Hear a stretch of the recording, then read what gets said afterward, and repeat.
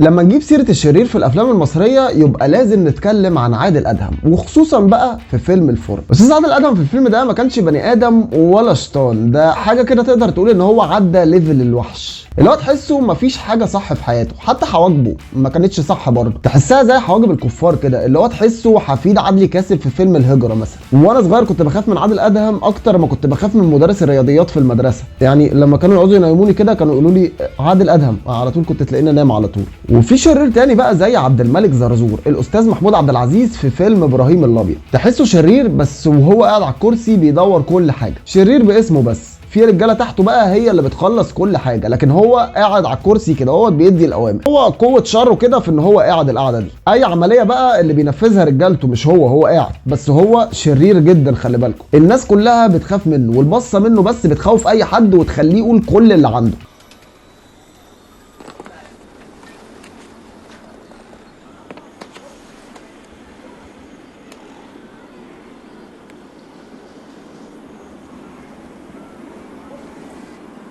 راحت الكيسة شيبة، راحت الكيسة. بمناسبه البصه بقى، طبعا مش هننسى بصه الاستاذ خالد صالح في فيلم الريس عمر حرب، لما بص للكلاب كده هو خلاهم يرجعوا تاني من مكان ما جم بعد ما كانوا جايين يهاجموه، اللي هو الكلب يا عيني من كتر شر الريس عمر قعد في الارض واستسلم وخاف منه اساسا. يعني الشرير في الافلام المصريه مش بيخوف الجمهور ولا بيخوف الممثلين اللي معاه، لا ده بيخوف الحيوانات كمان. كان في يوم بقى كده انا اتفرجت على الفيلم دوت ونزلت ورجعت بالليل شويه، وانا راجع بالليل قابلني كلاب الشارع، يعني اللي بيبقوا واقفين في كل شارع دول، فيعني قلت يا واد جمد قلبك بقى وقف كده للكلب وخليك شجاع كده اهوت وبص له بصه الريس عمر.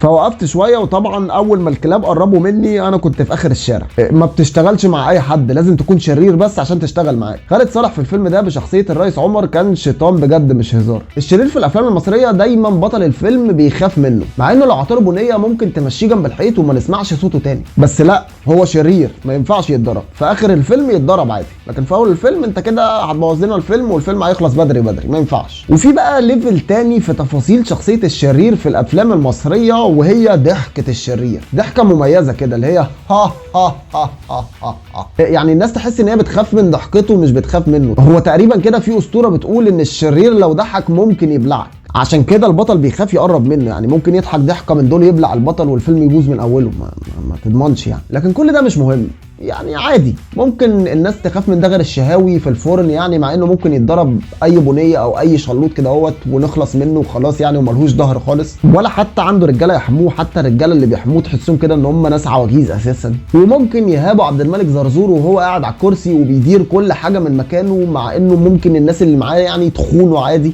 لكن الشرير في الافلام المصريه مش هنقدر ننكر ان هو اتقدم بشكل حلو جدا ومسلي، وكمان في التاتش المصري اللي دمه خفيف. بس كده بكده نكون اتكلمنا النهارده عن الشرير في الافلام المصريه. لو الحلقه كانت مسليه بالنسبه لك وعجبتك اعمل لنا لايك حلو كده وسبسكرايب في القناه، واستنى الحلقات اللي جايه، في حلقات جايه حلوه جدا.